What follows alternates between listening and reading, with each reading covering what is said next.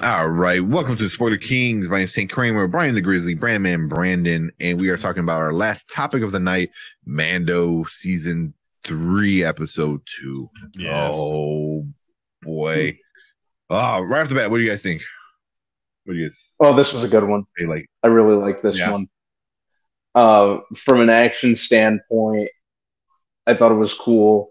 Great to see more of Katie Sackhoff. She has a permanent place in my heart in terms of fandom. Ever since Battlestar Galactica, that sort of thing. So I like how the second half of the episode, or like roughly like the last 10-15 minutes odd of it, we're more kind of focused on her. I liked Grogu. His little jumps were adorable. I like how I like the scope of this episode because it kind of jumped around a couple places, which was cool. I like that. Yeah, I like how it's moving along, with the Mando's mission, to redeem himself. They're moving pretty quickly, and the way that ended was just cruel. I'm like, you're stopping there. What happens next? Come on. I know. You can't stop there. That's where I want to start. Not knowing where it's going to stop, be at next. Yeah. Because I don't know who is this going to affect more. Is this going to affect Din Djarin? Is it going to affect Bo-Katan? Because Bo-Katan, like, I believe all this, because she was reading the story as he was going into water, and he's like, he slayed this mythical beast. These are kids' tales, and then she realizes, she sees it with her own two eyes, that is not a kid's tale. That's something that is actually happening. Does that change her beliefs? Does that make her now think that, man, maybe I'm wrong? And she used the dark saber to defeat that thing. Does she now get to yield the dark saber? No, she has to earn it in combat. Was that not combat? She didn't beat the person who owns it, so she used it, but she didn't beat Din for it. Which is the whole problem why they're saying they're in the place that she is now, because a lot of people blame her because she got the dark saber by not defeating the person who owned it in Clone Wars, or Rebels. Now, if she was able to yield it very well, do you think that her and Din, like, together can bring all the Mandalorians together? That's what I was thinking, man.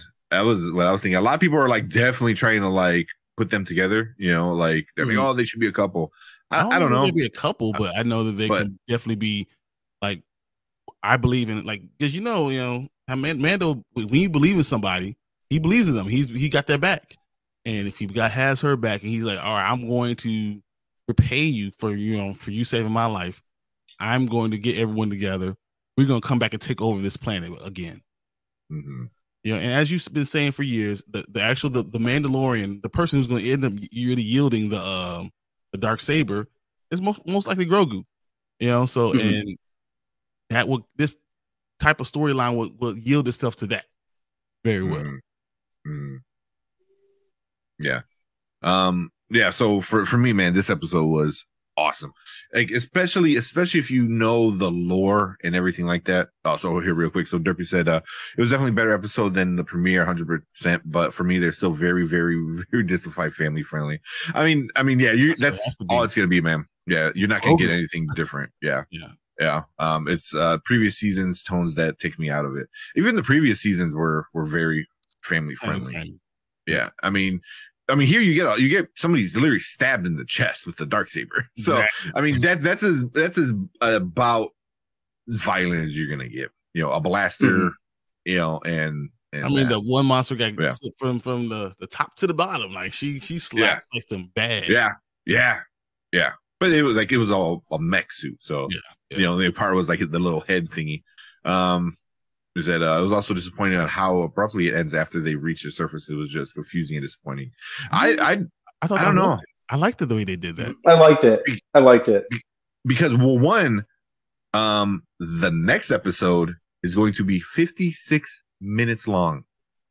Oh man! So them ending it there, and then everything that's going to happen next is going to be crazy because they can go so many different ways with it. I have no idea which way they're going to go, and that's the thing I enjoy the most because I don't know who is going to be more affected by it because he didn't see the monster. She did. How does that change things? Yeah. Because I mean, I think man. So there's like certain ways to be in charge of Mandalore. The big one that we know already is the Darksaber because you know that exists. So whoever owns the Darksaber and won any combat, they're the ruler, right? Kind of like Excalibur type shit. Yeah. But you can go even older than that. What her granddad did or her great grandfather did, and that was what the first Mandalorian did. You know, she doesn't kill that thing. Not kill it.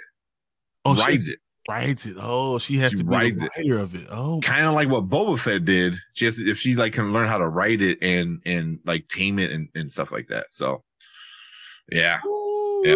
So I don't know, man, because like you said, she was very condescending the entire episode. Like you're stupid and your stupid beliefs. I grew up in them, you know, so I know they're silly. But then he's so he still went and still was gonna bathe and still do all the stuff. Yeah, and I thought that was cool because he still, no matter what she's been doing, he sees that a lot of things they've been lied about. He still believed in it. It didn't shake his belief. Yeah. And that's the big thing. He still believes in it, and also like I think her seeing the passion in it, because like when she says like, oh, you know, my dad died defending the world, you know, the planet, our home, and then stops and says this is the way. It's kind of like it's meant to be like a very respectful thing, like I'm sorry, but also he died doing what every Mandalorian dies, wish on how they die. You know, he died fighting, but he died fighting for his home, for the planet. I hate to bring this up because it's like not the same thing, but it's very Klingon. It was very you want to die in battle, die doing what defending what you want to defend. Yeah. You know, I thought that was so cool. And even I love what Bo-Katan said, you know, I don't hate Jedis. We used to work together with Jedis.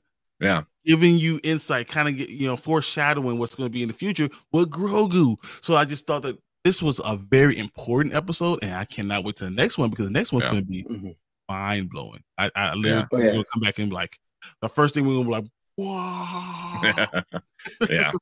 Yeah. So real quick, so like Derby said, I didn't like her holding the saber either. That's way Disney-fied. I don't know, because she was she was able to handle it. Like this is something she's already trained. She's done it before. She's held it before. So she knows how to use it. You know, Mando doesn't really know what he's doing. You know, and she understands what it was. Like Din had no idea. He's like, "Oh, hey, cool, look at this." You know, she understood because she's an actual Mandalorian, a real blood Mandalorian. That's what not only that, you haven't had this before. This is what we were raised on. Yeah, but not only that, it's like you're not just, you know, it's in your blood. You are the leader of the people. Your blood was the royalty of the people. So it's like one, like why she was always able to carry it was like because you need to. I think the lore of it is like you need to be connected to the crystal. It's a one of a kind crystal. So of course, an actual Mandalorian would be more connected to it than, you know, an adopted one. And also she's used to carrying heavy shit, like she's not heavy, like metaphorically heavy stuff. Like she was leading people. So like her lifting this up was like nothing. But she's also the one who lost the planet. The fact that her entire family was the royal family. They ruled it for so many years, and she was the one who finally lost it. She has to carry that around with her, you know. And I think that's important too. So she's able to do those things, and man, I'm loving it. I know, but what's the point of the story or tale if she can just pick it up? Anybody can use it. That's the thing. So I don't know if you ever watched Rebels. She's used it before. Because who had it? Darth Maul. It's a long story. So between Clone Wars and Rebels, Darth Maul had it, and then in Rebels they kind of steal it from Darth Maul, and then it makes its way to Bo-Katan. So it stopped being passed down by the winner and loser fights, and it being stolen and then given it to Bo, and then that's why it's cursed. But she had used it; she knew how to use it and stuff like that. She said it before, so that's why she's able to do it. And so that's why healed it because she's connected to the planet. But once again, Din has never been to that planet. He's never been there.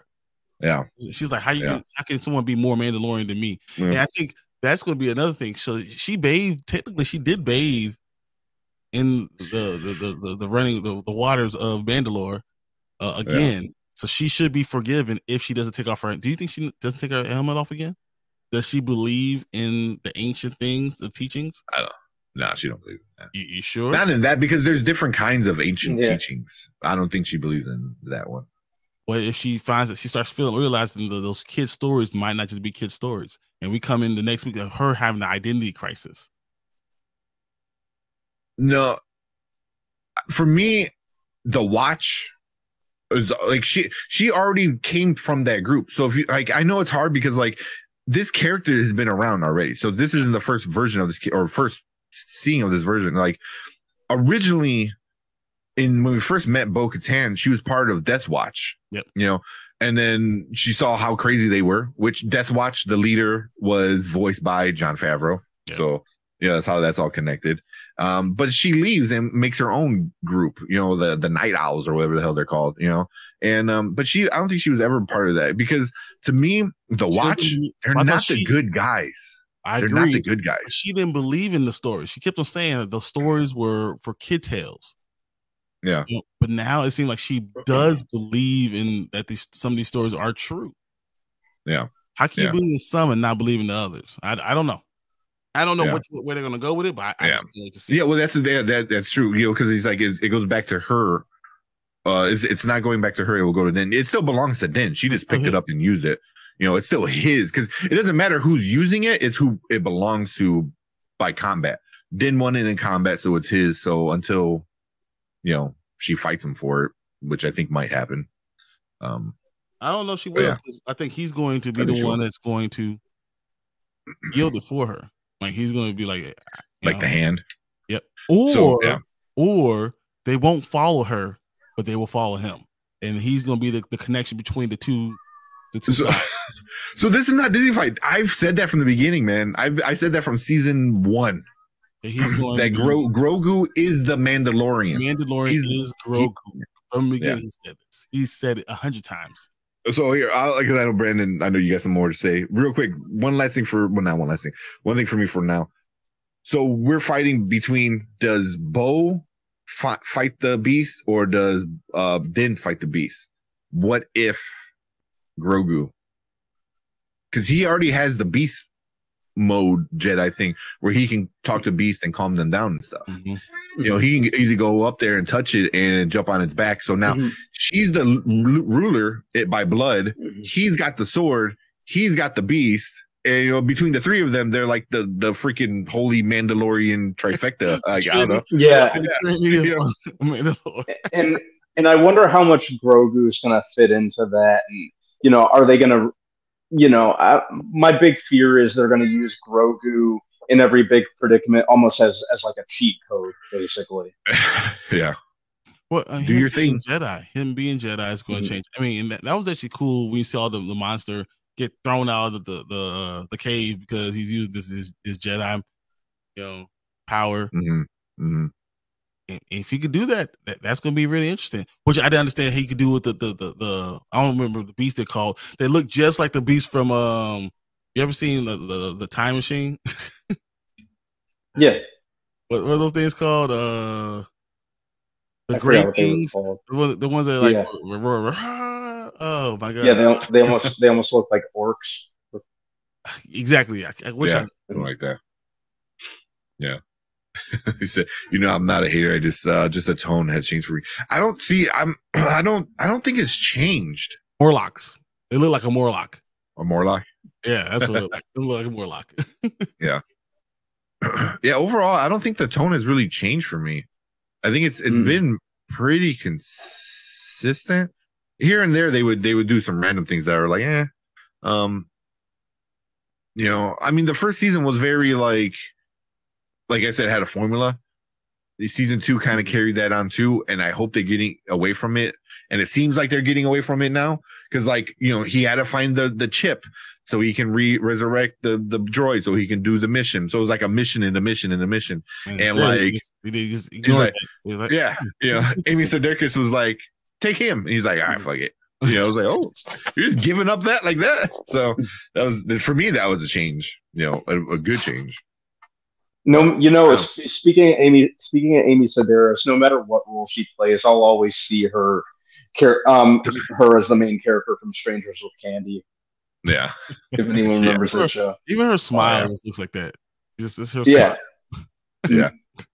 Yeah. I heard she's like super awesome in real life. Like she's a really cool person. Yeah, which is awesome. So I'm so glad like she's in the show because I love her character. I forgot what her character is, but I just like how she loves Grogu, you know, and she just she's super cool. Like she's kind of shady too, you know, like she's selling back the guy the things that she stole off.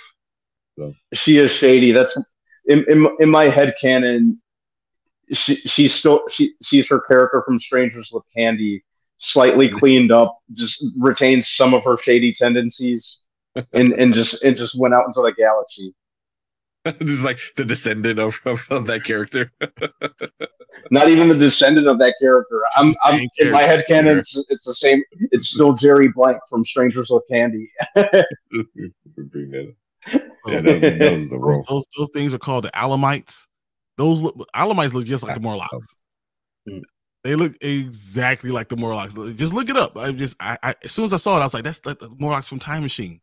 This is amazing. Yeah. They look and they acted like it, and they were in caves, and they're like, oh yeah, the Alamites used to be, you know, beyond our borders, but that's craziness. That's Strangers with Candy was so hilarious. Yeah. Were they Murlocs, right? The Morlocks. Morlocks and Alamites. That's what. Yeah, they look exactly like. Yeah. Did you see all those Mandalorian helmets? That was crazy in the cave. That was a crazy thing. I thought that was kind of telling what happened here. This is crazy. Mm-hmm. Yeah, there you go. That's kind of pretty exactly close. Like, right? I mean, that's from the old 1961 movie, but the Morlocks from the Time Machine from to 2001 or something like that. They look exactly like them, like exactly like. It's crazy. Mm-hmm. I was like, man, you look just like a Morlock. This is so crazy. Once again, I think about this one. No, there are the great things that do, like Scream. Look over, yeah, that thing. This thing. Oh, yeah. Yeah, it's like between those two things, that's where they are.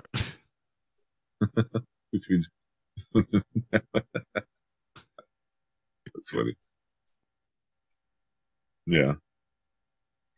I don't know, man, but this I'm so invested in finding out what happened because I want them to save the planet so bad. Because right now it's just been lied to so much, you know, because even the armor was like, oh, it's poisoned, you can't get on that planet anymore, you know, and then he goes the thunderstorm and it was perfect. Yeah.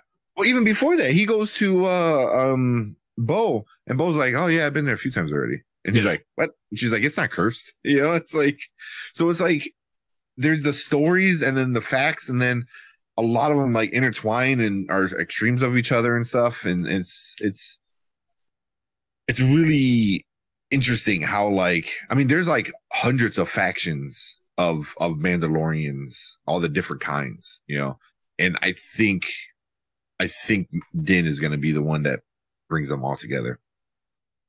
You know, I can see it because it's hard for Grogu to bring them all together because he's still a child. He looks like a child, so they're not going to believe in him. He got his mask. He hasn't done anything, his helmet or anything. But Din, I can see them follow Din, and Din says, "No, but I'm following Bo-Katan." Yeah. Yeah, that would be very interesting. Yeah, because I mean, are you going to stay with the person who always believed in you, or are you going to stay with the people that are like, oh no, you took off your helmet, like, yeah, go back to being a nobody. I think he goes to them and says, "I did it. I've everything you thought you knew, you don't know. I know what I'm talking about. Follow me," and then they might follow him. Mm-hmm. Oh, that'd be interesting. And then so now they leave the helmet, and she's gonna be pissed off. Yeah, she's the one. She can accept Mando then, but she can't accept Bo-Katan. Yeah, no way. And because she blames Bo for the reason for why everything crapped out.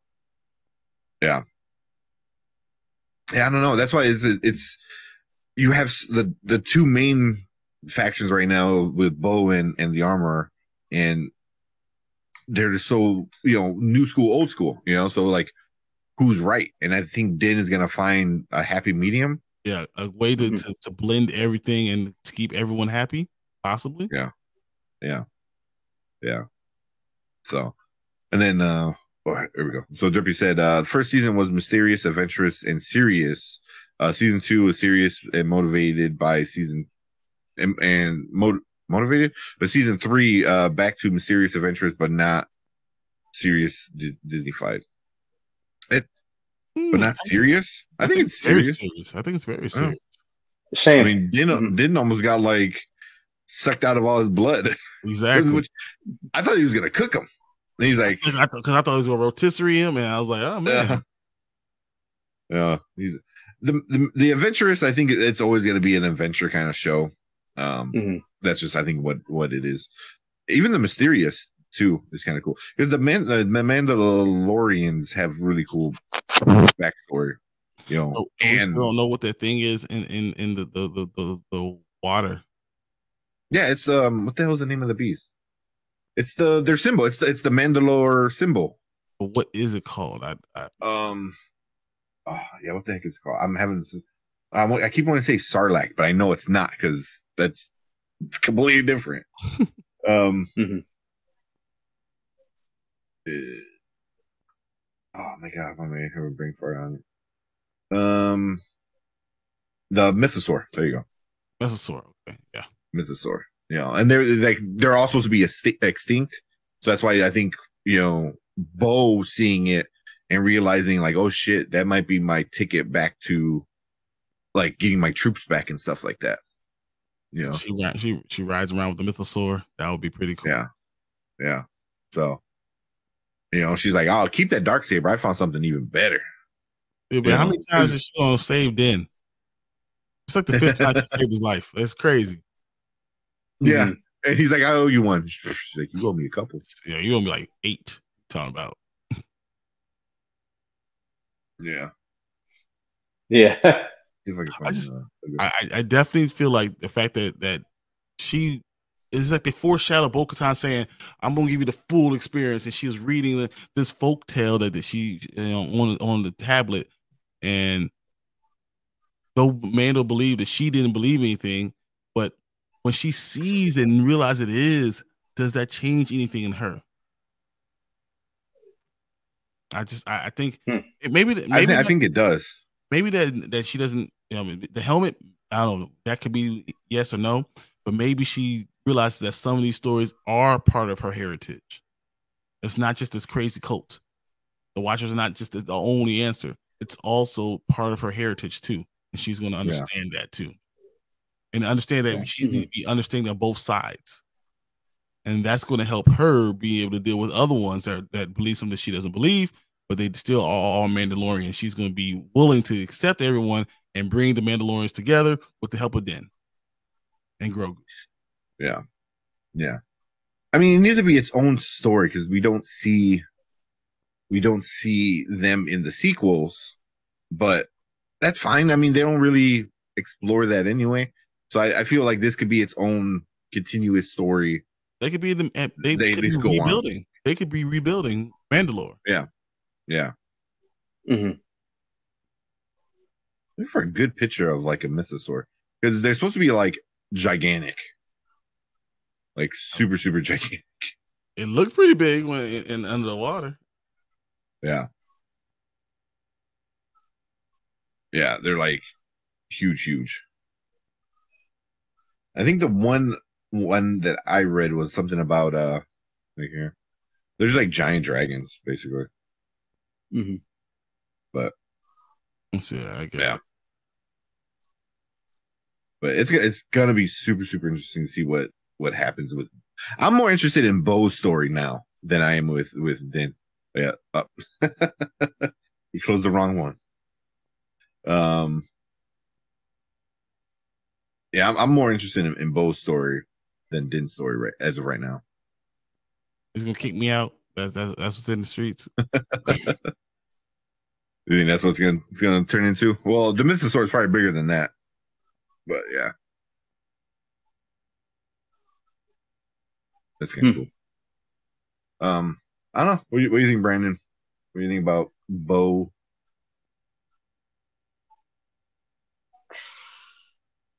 I was gonna say before we see Adam Driver from 65 in the same show. Ryan the dinosaur. He's gonna Ryan the T-Rex. I was just telling Tank that I consider 65 the unofficial adaptation of Turok. So I'd be down with I'd be down with a 65 and Mando crossover. But as for Bo, that's a great question.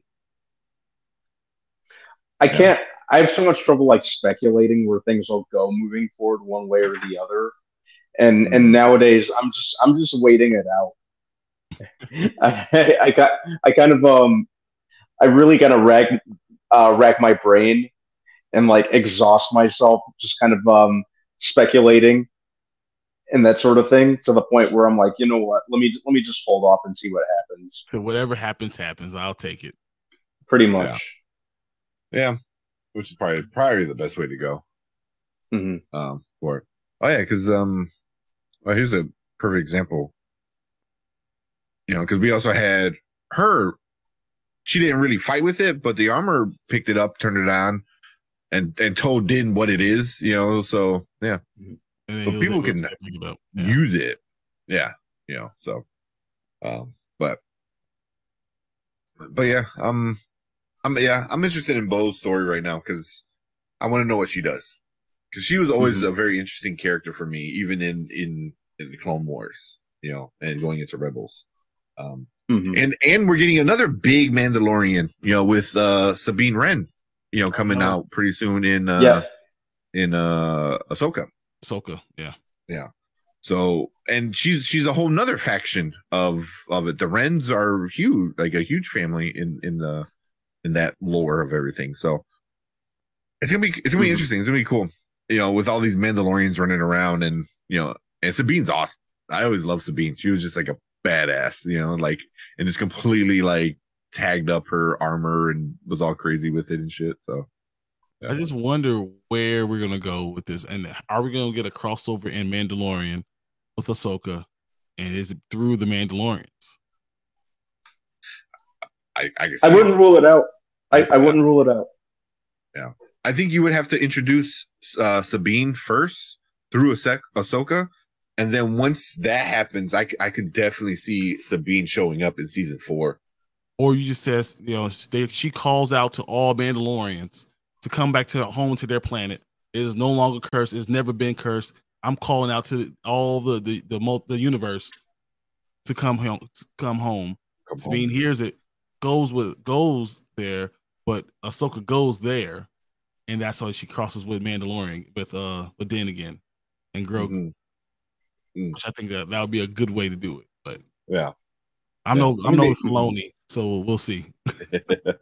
Well, they already kind of mentioned it because she, like you said, you know, where she said like she's we worked together and stuff like that. I was like, yeah, she worked with Ahsoka with the battle of Mando of Mandalore. You know, so it was season 7 Clone Wars. So. Yeah.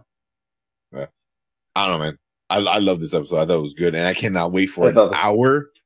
An hour. We get an hour of Mandalorian next week. Right. I want to take notes. So I'm like, all right, I want to talk about this.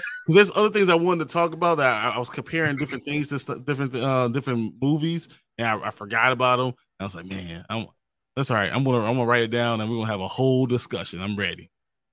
Yeah. Just wait. Yeah. Yeah. If it's a really good episode, we might have to do like this. Maybe, I don't know. To a panel. Depends. Easily. Yeah. Yeah. I don't know, guys. Anything else? No, it's fun. I'm glad that we were able to talk about it, but this is a lot of fun for this episode, and I can't wait to see more, much more. Yeah, yeah, I am. This is hands down the best thing Star Wars got going for it for a while. I mean, since for a while, ever. Like, because I'm not Strikes Back. Yeah, I mean, like legit, Rogue One will probably be the only other thing that's kind of like up there with it. But I feel like this is just because it's a series. Yeah, it's a series, so you can get more in depth with stuff. Yeah, I think this is better than even Rogue One. Yeah, it brought back Boba Fett. Exactly. I mean, for better or worse, but we did get Boba Fett back. Boba Fett, Mandalorian 2.5, whatever. Yeah. So, yeah, I like it. Any last words, Brandon? Any thoughts? None so far. Yeah. Last words are, this is the way. Yep, this is the way. Oh man, so yeah, we're all loving this show so far. I like it a lot. But I don't know, man. I think that's it for this one. Next week, I think it's gonna be like Brian said, it's gonna be one of those like mind blowing freaking episodes where you're just gonna be like, oh my god, they did that. Yeah, because for almost a 60-minute, it was a 56-minute episode, you got to have that at least one. At least one. Two or three things that are gonna happen. You're like, I can't believe that just happened. Yeah, and I think the next episode might change the direction the whole show was going, because at first the show was like save the baby kind of thing, you know what I mean? Now you need to get away from that. So now what do? You build the lore of this cool character and cool set of characters. You build Mandalore, right? And then you maybe mix them with the Gray Jedi. I'm just saying. Yeah. This could work. Yeah. They can do a bunch of cool stuff, man. Especially with Grogu, sticking around. So it's gonna be interesting. But I think we're gonna call it there. So if you're watching live, appreciate all you guys. We're gonna call it a night. If you're watching our replay, thank you for clicking on the video and checking it out. Leave a comment. Let us know what you think about Mandalorian season 3, episode 2. Was it chapter 18? 18. Yep. 18? Dang. So, what do you think is going to happen? Is Bo going to change? Is Din going to change? Are they going to both adopt Grogu? I don't know. I don't know what's going to happen, but leave a comment. Let us know. Also hit that subscribe button, hit that like button, and go back and check out our other reviews and recaps of the Mandalorian show and other Star Wars projects. Sorry. But cool. That is it. We will see you guys later. Appreciate you guys, and we will see you guys. Tell your friends. Tell your friends. Share our videos. I think they're fun. Share. And join into the comments. We will do this Mandalorian earlier next week, so we won't have to worry about anyone going to sleep. And this is the way.